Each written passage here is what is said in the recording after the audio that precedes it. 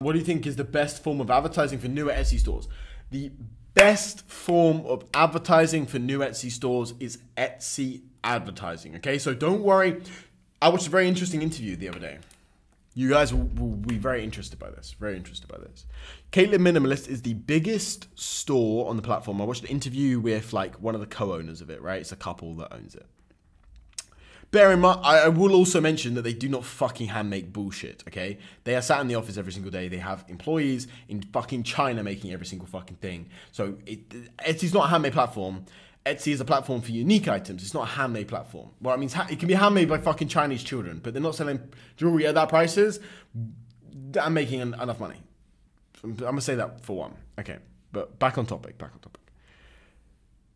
They were saying they run Etsy ads, but they don't really focus on profitability for Etsy ads. They focus on just purely getting the highest ROAS possible, right? Like doing the best they possibly can. But often, a lot of the time, the actual ads aren't profitable.